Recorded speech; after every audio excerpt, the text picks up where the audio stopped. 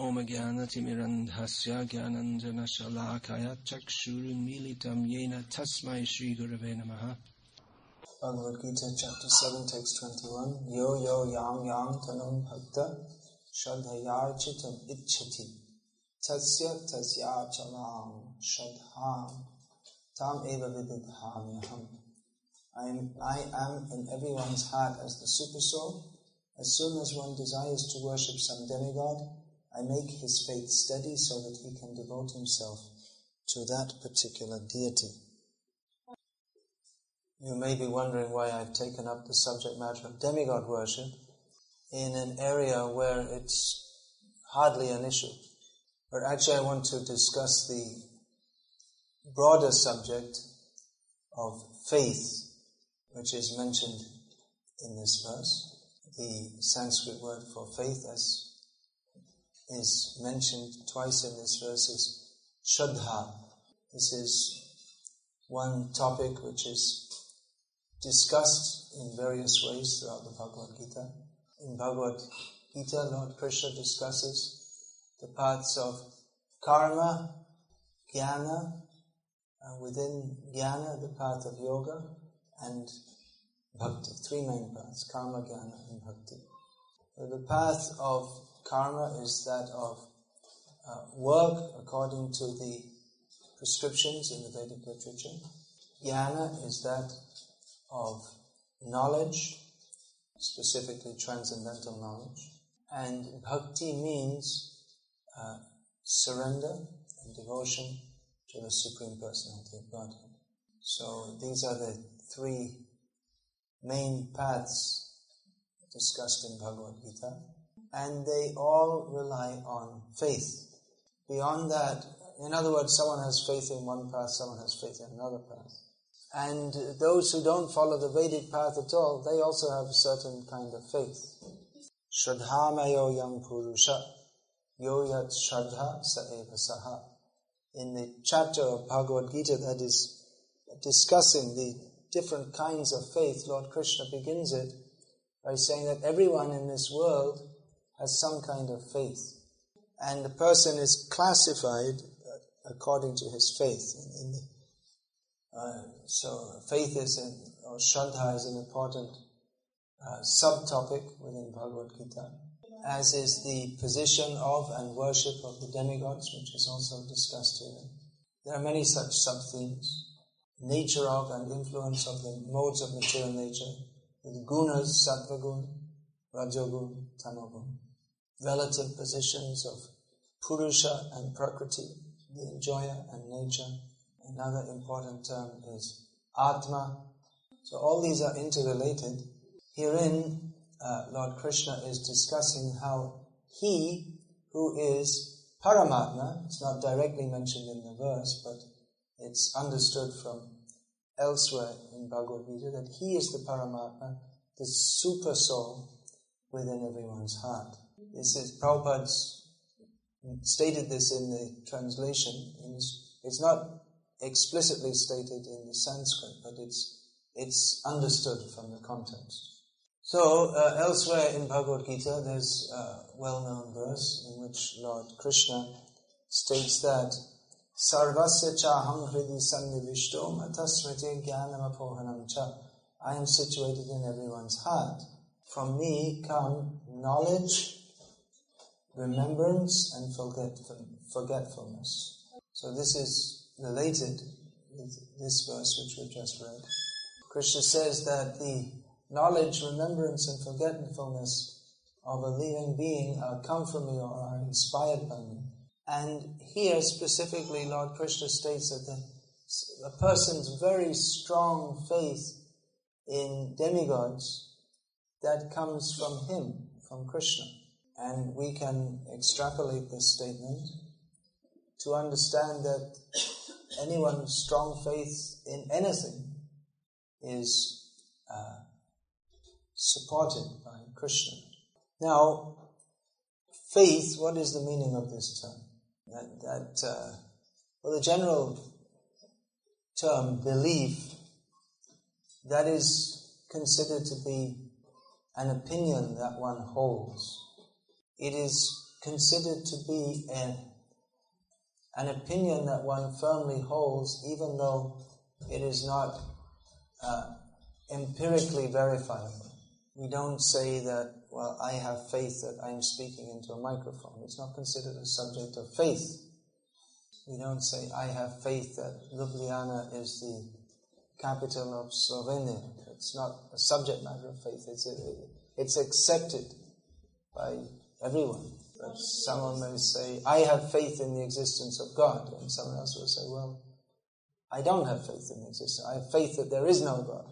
So faith is supposed to apply to matters that we can't verify by empiric or other accepted material means. According to one's faith, yo yat shraddha sa eva sa, one develops a whole outlook on life.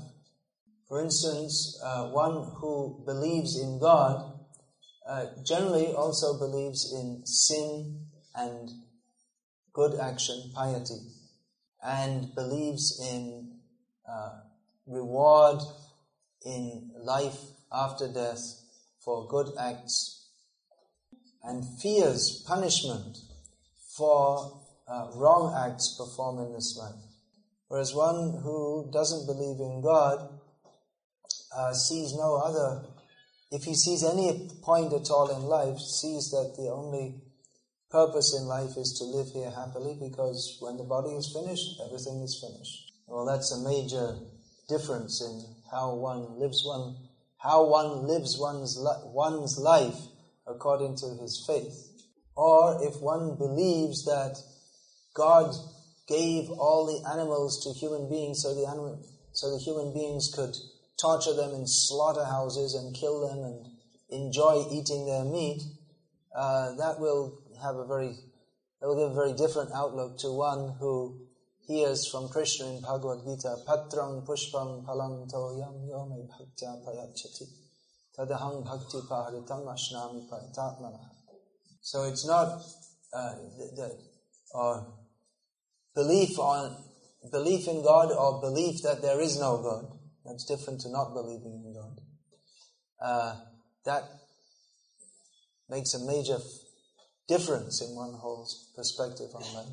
And for those who believe in God, their belief in what He is, who He is, and what He expects of us, how He interacts with us, that also makes a major difference in how they live their life, what is their whole outlook. There are also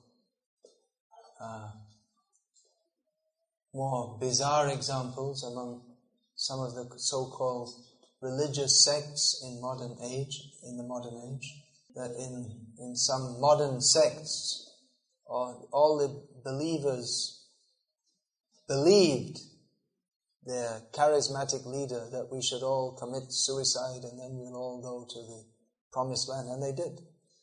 It happened more than once, a few hundred people at a time, because they believed stupidly. So faith is a very powerful influence in one's behavior. As I believe it's Lord Jesus states, anyway, it's a biblical statement that faith can move mountains. In other words, the faith is more powerful than any material power, spiritual faith. So faith means it's not just a belief, but it's it shapes one's whole attitude to life. And if one places one's faith wrongly, then his whole life is spoiled. And if one places his faith in the right thing, then his whole life is successful. Of course, many people, they don't have any faith that there is any one specific right thing. There are various theories such as, well, everyone has their own path, and life is what you make of it, or that there is no one set reality. And seeing how people can be and have been seriously misled, many people are skeptical and don't want to place their faith in anything. But their lack of faith in anything is also another kind of faith, though. The faith that nothing can be trusted. Nothing can be trusted. It's their faith. So they may say, well, I don't believe in anything. And then you can ask people, well, do you believe what you just said? And they're caught. If they say yes, then they believe something. And if they say no, then their statement is nullified. So the committed agnostics are in this situation. They say, well, we can't prove that God exists, and you can't prove that He doesn't exist, so therefore we are committed to neither believing in Him or not believing in Him. That's another kind of faith. And there are other people who claim to, we are going through life, we are living and learning, we have no fixed philosophy. We have whatever good things we find in different philosophies, we pick up. And in this way, we're always refining and adjusting our understanding, the eclectic approach. But then such persons have faith in their own ability to discriminate what is acceptable and what is not. And in fact, they have faith in their own intelligence more than anything else. And generally, we see that such eclecticism, for all its high-sounding remonstrations or claims, it usually ends up in piggish hedonism. So here in our Krishna conscious movement, we're also interested in faith, which the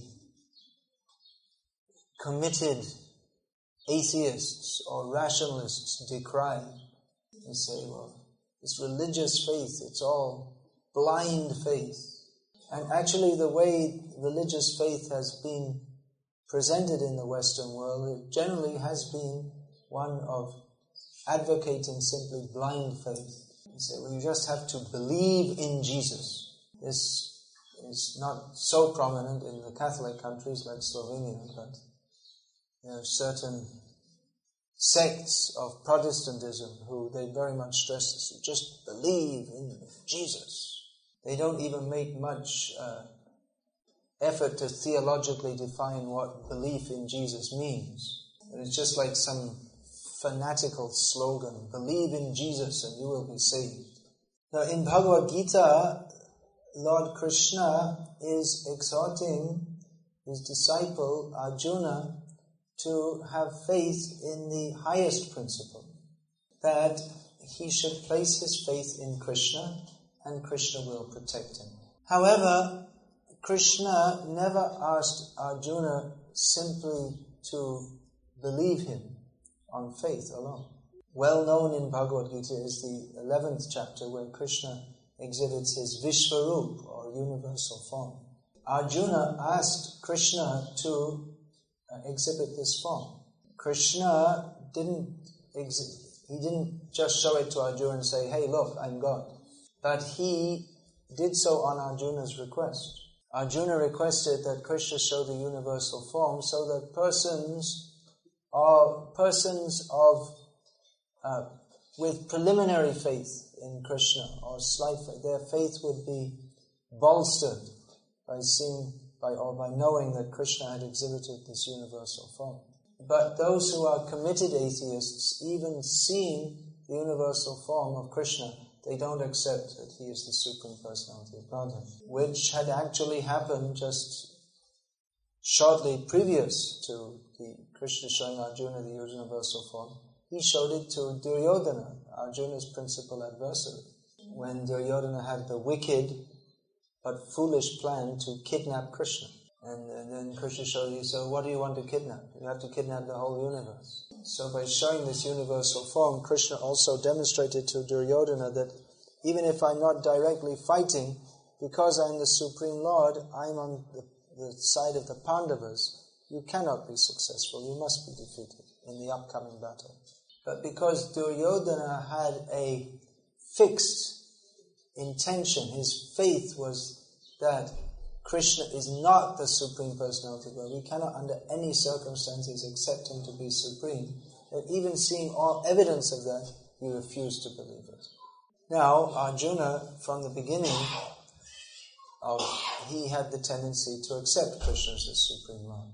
But even in Vishame Samupastitam, even in the most dire situation, just before the great battle was to begin, Krishna didn't just harangue Arjuna that I'm God and you should just accept it. Even in that volatile situation, or charged situation, Krishna patiently explained to Arjuna the intricacies of understanding how he, Krishna, is the Supreme Personality of Godhead. So Krishna, although he discusses faith, there's never any question of blind faith. Blind faith is not really faith at all. Faith should be based on some principle. So real faith means to accept, or elevated faith means to accept that there are principles beyond beyond direct human perception, that we nevertheless accept on higher authority. Higher authority means those who are established in transcendence by their behavior, by their attitude. They can be understood to be situated in a higher level of consciousness. And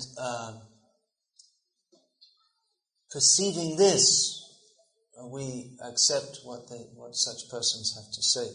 That is also based not simply on what an apparently realized person says, but it has to be backed up or based on that which is given in Scripture.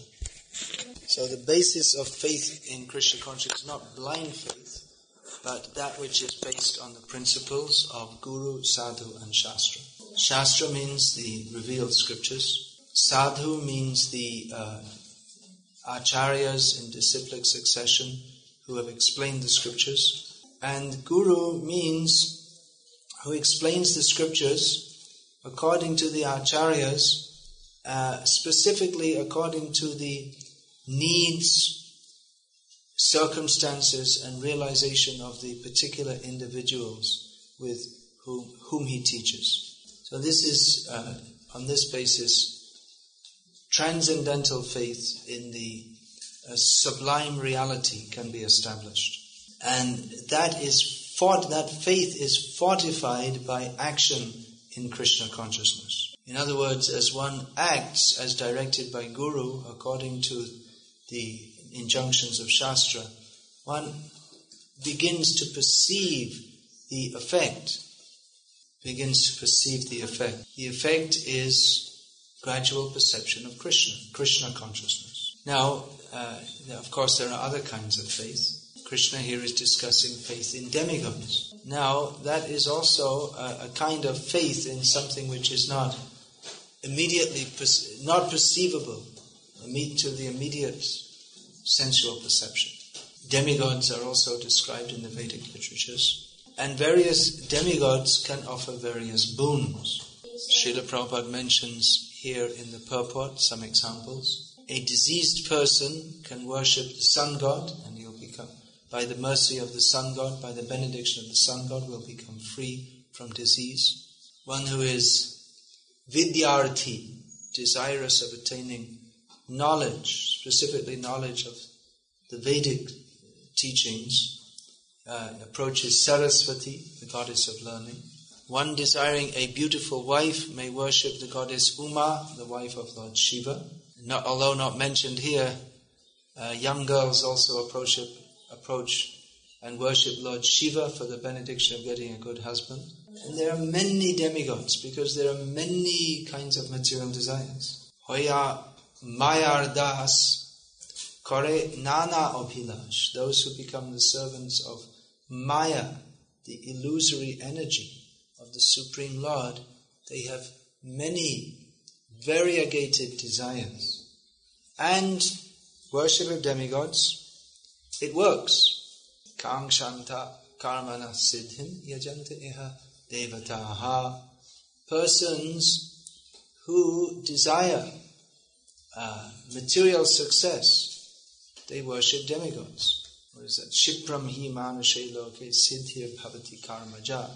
And actually it's a fact. Krishna states in Bhagavad-gita that quickly, by worshipping demigods, one can quickly achieve the material benedictions desired.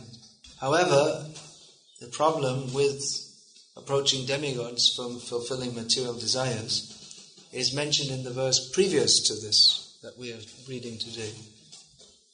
Karmaistaistai hritagyana prapadyantenya devataha tang tang niyamamasthaya prakrita niyamasvaya. That actually only foolish people worship demigods to fulfill material desires. Because material desires, even if fulfilled, never bring happiness. And antavatu palante sham tan pavatyalpamedasam. Whatever material benedictions are given are all temporary. So only foolish people make an effort to gain that which is temporary. Worship of demigods and worship of Krishna is very similar.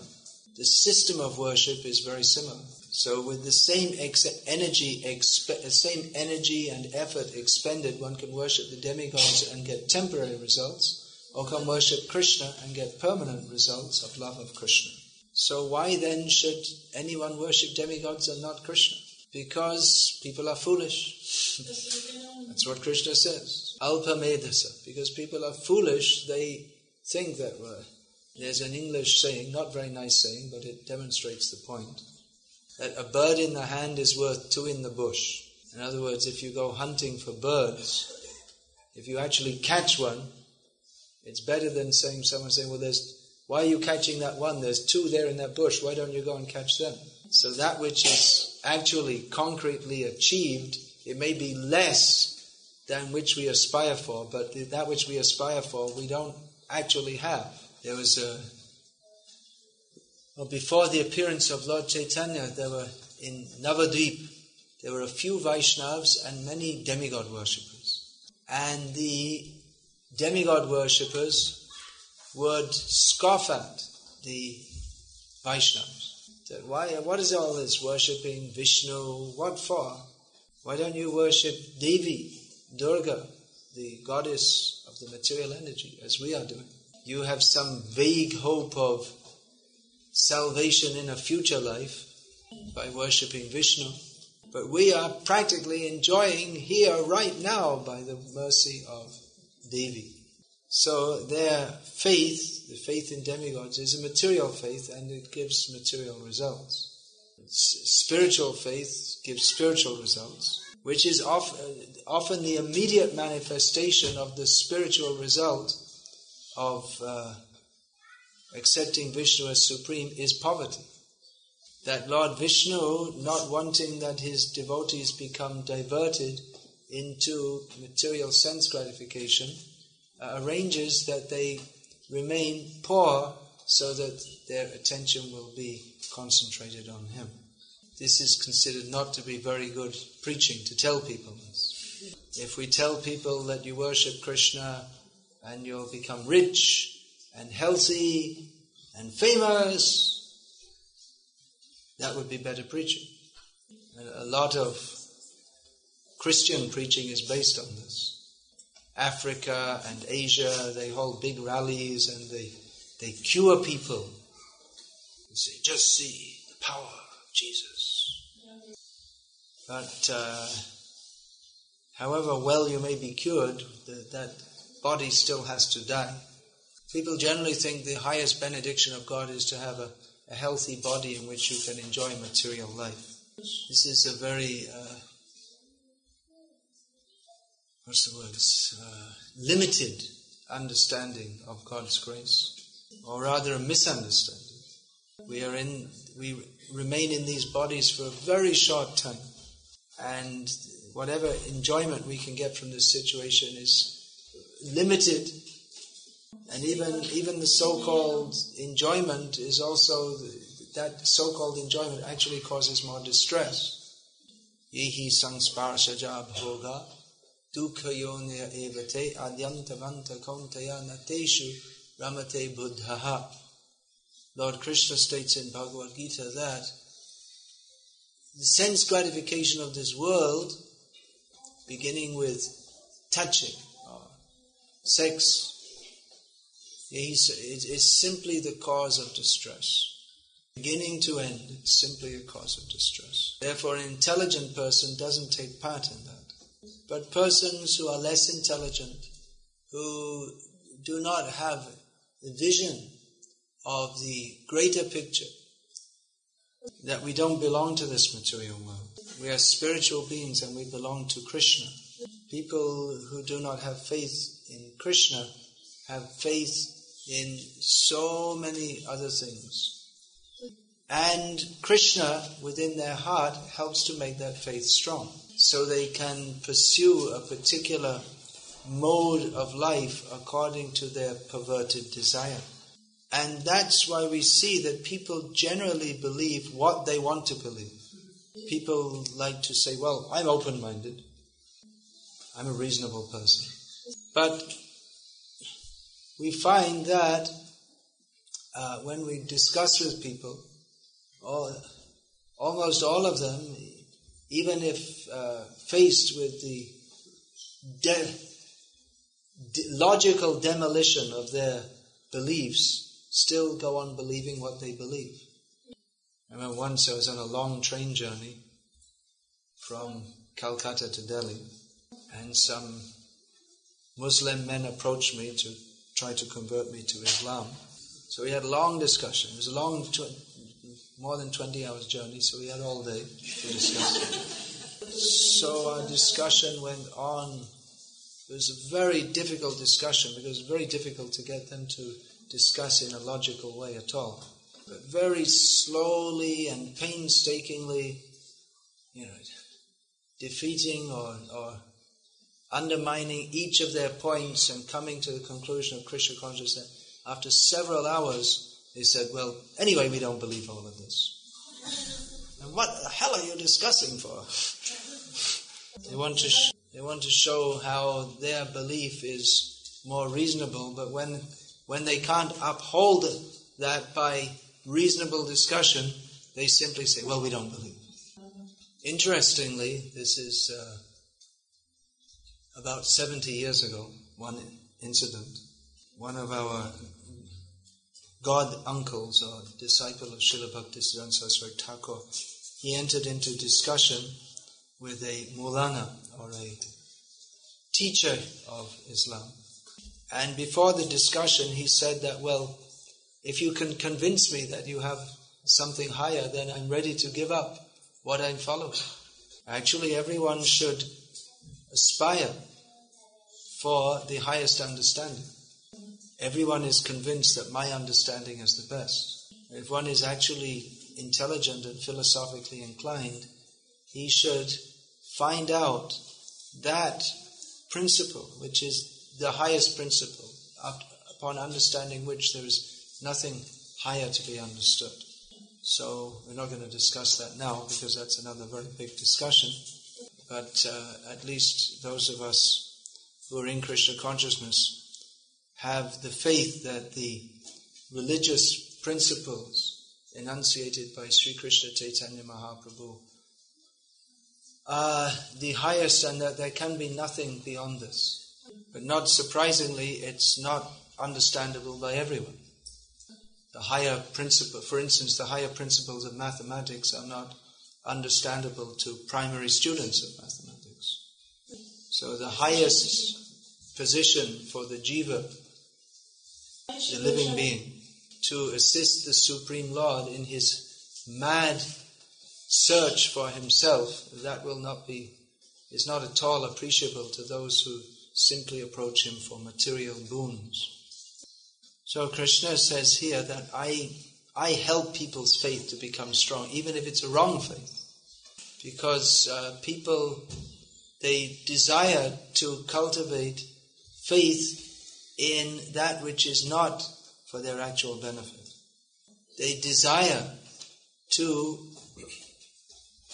be separate from Krishna. And Krishna helps them to develop the understanding or the faith by which they perceive their highest interest in forgetting Krishna. Why? Why should Krishna do that? Because they desire thus.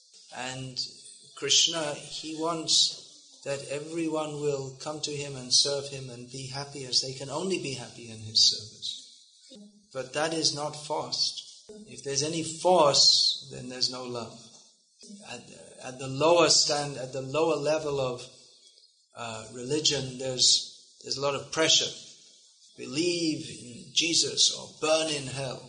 And people believe that only you have to follow our sect only. Only the followers of our sect will go to heaven and all others will burn in hell eternally. So it is a childish theology.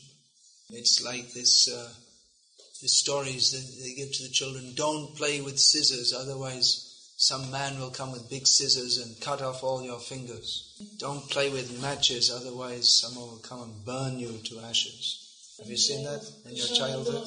So, fantastic stories, but for children it's supposed to be effective. So people of childish intelligence like to think that, yeah, I'm right and everyone else is wrong. But as Lord Krishna states in Bhagavad-gita, Manusha partha sarvasha yeyatamam prapadyante tangsataiva bhajami ham mamavat manuvartante Manusha partha sarvasha, that as everyone is reciprocating with me only, one way or the other, as Lord Krishna will explain in the next verse, even that which is given by the demigods is actually given by him. No, that's not the next verse, that's in this chapter. So everything is orchestrated by Krishna. Even those who deny Krishna cannot ignore, or they're not outside the scope of his control. But Krishna wants that we shall voluntarily come to him. That is the meaning of love. Love cannot be by force. So when one begins to develop one's faith that Krishna, Vasudeva Sarvamiti, Krishna is all in all, Krishna is our protector, Krishna is our deliverer, then he begins on the path of bhakti, or pure devotional service to Krishna. And demigod worship, for all that it's condemned by Krishna in Bhagavad-gita, is sometimes seen as a beginning step towards the sphere of Krishna consciousness. Because if one can begin to understand what Krishna states in the next verse, that actually I am the giver of all benedictions, given through the medium of the demigods, if one can begin to understand this, then one's faith in Krishna will begin to develop. So although Krishna says, I make the faith in the demigod achala, very strong, immovable, the job of the Vaishnava preacher is to move people from that faith to faith in Krishna as the Supreme. But it is difficult because people are attached to various concepts. That's why often when we meet people and we discuss with them that even though we may talk in a very logical manner, but they can't understand. Many even can't even begin to hear. Approximately 1975 or 1976, some of our devotees reported to Srila Prabhupada how they had attended an interfaith conference. And after everyone had spoke, the devotee, the disciple of Srila Prabhupada spoke. And he said that, well, up to now we've heard so many discussions of different religious ideas. Now let us discuss what is the absolute truth. And this was not at all appreciated by the other members of the conference. This was considered to be a breach of etiquette. That the idea at the interfaith conference is that we all have different ideas about God, and no one should claim that they have absolute knowledge. Otherwise, how can it be interfaith? It's not discussion of knowledge, it's discussion of what they consider to be various aspects of blind faith. But actually that should be the only question at the so-called interfaith conference. If actually we had faith in God, then we should have faith that He can communicate to us also, not that we have to use our tiny intelligence to speculate about Him and never come to any proper conclusion. But that they're not actually serious to understand God.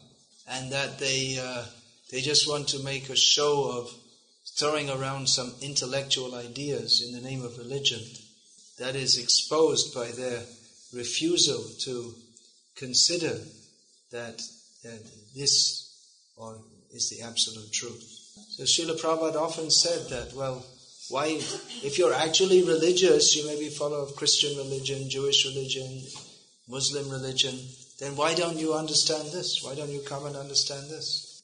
If we actually want to discuss theistic concepts, we'll find that there is no knowledge higher than this, that the concepts given in these Semitic religions, they hardly even begin to touch that which is discussed in the Vedic literature. If you're actually interested in understanding God, if you're actually interested in higher knowledge, then why not take this? You say you believe in God, but we can actually tell you who is God. What is His name? What does He look like? Where does He live? What does He do? What does He eat? Prabhupada gave the example that just like people from India go to America to study higher levels of material knowledge, so the people of the West, they can come, they can hear from Prabhupada the knowledge of Bhagavad-gita, Srimad Bhagavatam, Chaitanya Charitamrita. But because people have faith that they have faith in their own speculative method, and they have faith that there is no absolute understanding, they remain simply discussing. They say respect everyone's faith. That's all right, but we shouldn't, in the name of respecting every faith, we shouldn't try to say that they're all on the same level. To say that the university professor's understanding of physics and that of the grade school student is on the same level. Well, they're both studying physics, but clearly one's understanding is more developed than another's. So actually we see that many people in the name of faith in God, their faith is fixed at a certain level and they refuse to go any higher. They're fixed in a particular concept.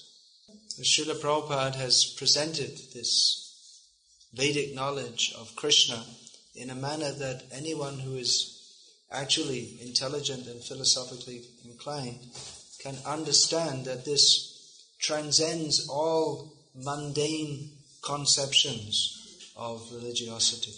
But it requires people to be actually sincere to understand this, to begin to understand it. One who has any modicum of sincerity to understand God, even if they're not a big intellectual, they can understand this philosophy of Bhagavad-gita as it is. Whereas big university scholars, degree in Indology or degree in religious studies, they can't understand it at all. They take it as just another opinion or another system of religious thought. So the discrimination of those who desire sense gratification is always spoiled. Practically everyone's understanding of faith, what goes on in the name of philosophy, it's all colored by the desire for sense gratification. So although people speak so many different philosophies, they're ultimately just simply interested in avoiding Krishna and enjoying sense gratification in various ways. They are Krishna Bahimukh, facing away from Krishna.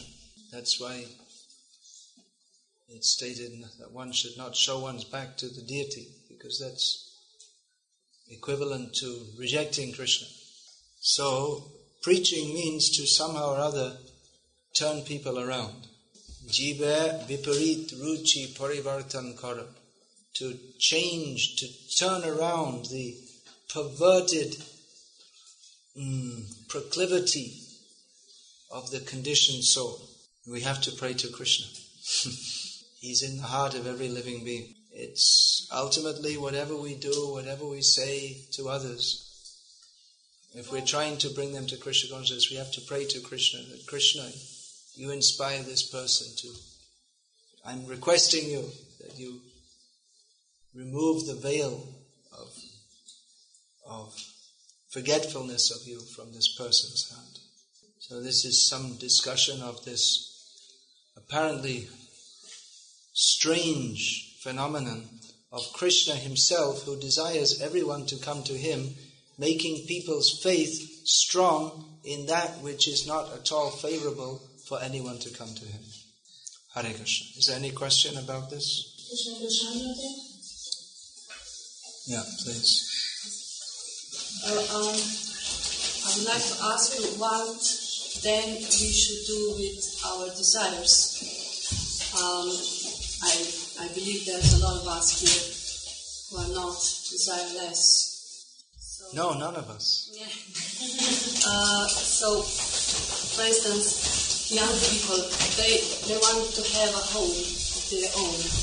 They say, I want to have a home and make a temple out of it. So, if we want to be intelligent, we will not pray to demigods for that home. If we pray to Krishna, we make Krishna our servant, which is not good as well. So what should we do? Take sannyas. Yeah, that's the answer actually. We should all just fully surrender to Krishna. Prabhupada notes in one purport that the householders are sometimes embarrassed because they pray to Krishna for things which are ephemeral. It's on one hand we have material desires, on the other hand cultivation of material desires works completely opposite against developing pure devotional service to Krishna.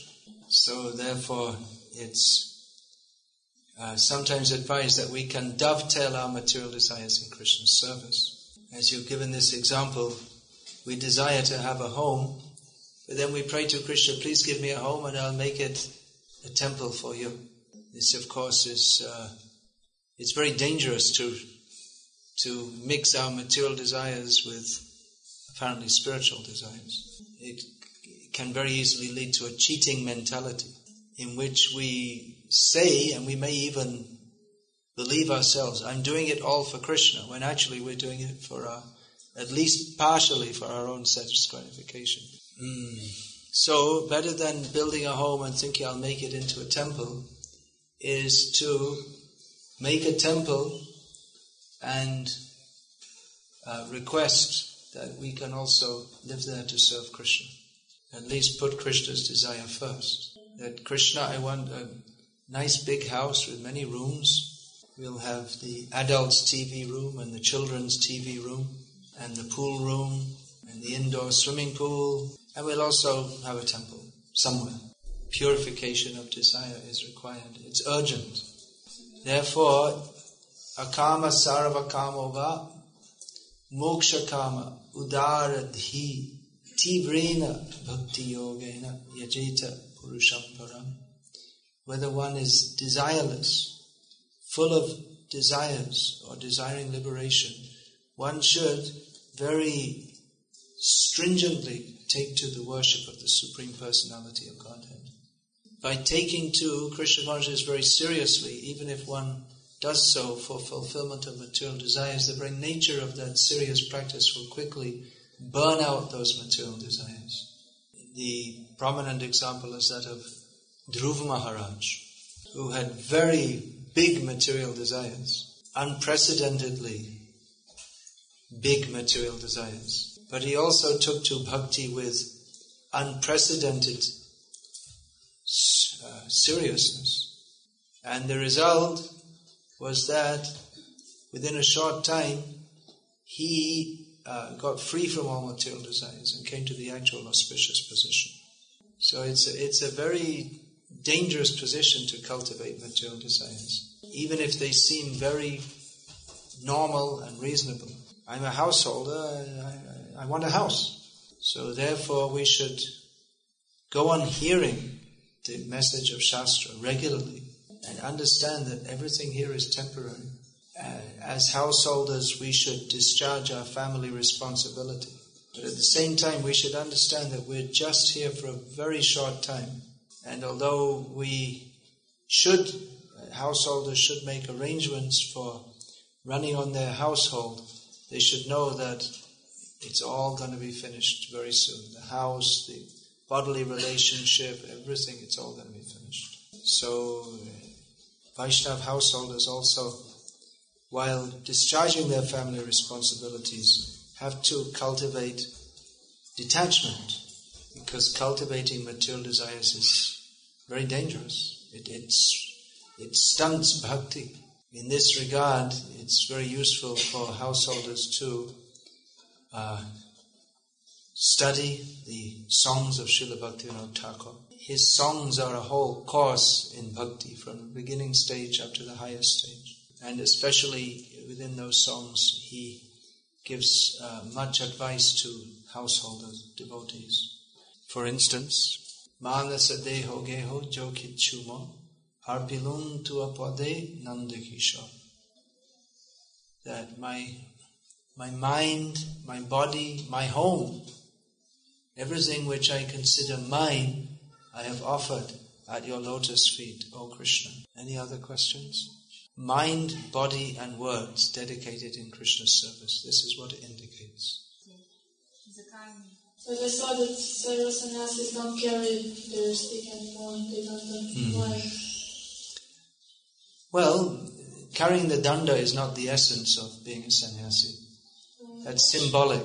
It may be carried to remind the sannyasi and others that he is a sannyasi. But if he doesn't carry it, that doesn't mean that he ceases to offer his mind, body and words in the service of Krishna. Anything else?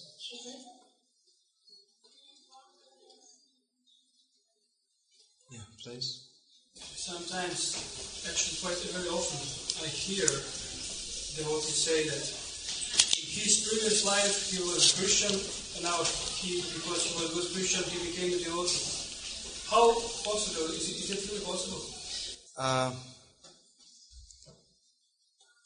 Well, the primary cause of taking to bhakti is the mercy of the Lord received through devotees, or generally received through devotees. There may be other sub-causes also. Christianity, for all that it's been perverted, is coming from the devotee, Jesus Christ. So for all its misrepresentation, at least there's some idea of God is there, which is certainly can be helpful to when we start to speak to people about God. It's certainly helpful if people have some concept of that there is a God. Now, because you come from a culture where everyone has a concept of God, you may not know what I'm talking about.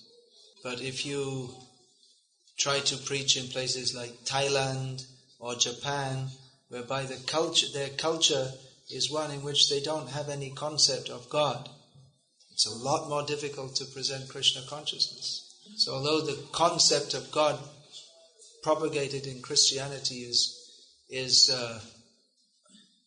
only a rough approximation of who is Krishna, but at least it's some idea, it's some kind of start. However, if after coming to Krishna consciousness one remains attached to lower modes of worship, then that is not helpful for advancement. For instance, it's very much promoted in Christianity that service to the body is the most pleasing thing to God. In the mode of Mother Teresa of Calcutta, they think she's the most saintly person of the modern age. I have no idea that Prabhupada, his contribution is unlimitedly greater, or even the new bhakta cleaning the dishes in the temple, their contribution is much greater. So if we remain attached to mistaken concepts or incomplete concepts, then that can be an anchor or an impediment in our advancement in Krishna consciousness. We're all very much influenced by the culture that we are raised in. We can see that as we travel from country to country. For instance, the Bosnian devotees and the Slovene devotees, their attitudes in Krishna consciousness, or their whole approach to life is in many ways different, and that reflects in their approach to Krishna consciousness after they come to Krishna consciousness also. We see that devotees from France or England, they seem to much more easily become skeptical than do devotees from this part of the world, because they have a cultural background of doubting religious leaders. Whereas, I don't know so much about here, but in Russia, the culture which survived communism is the religious culture is one of revering religious leaders. So that very much influences, you can see there's a lot of difference in the general approach between the devotees of Krishna in Russia and those in England. So the culture that we are raised in is very influential on us. That's another aspect of Shraddha, of faith. But that's a topic for another day. That's a big discussion. Hare Krishna. Finish here. So we all have faith that Krishna is the Supreme Personality of Godhead.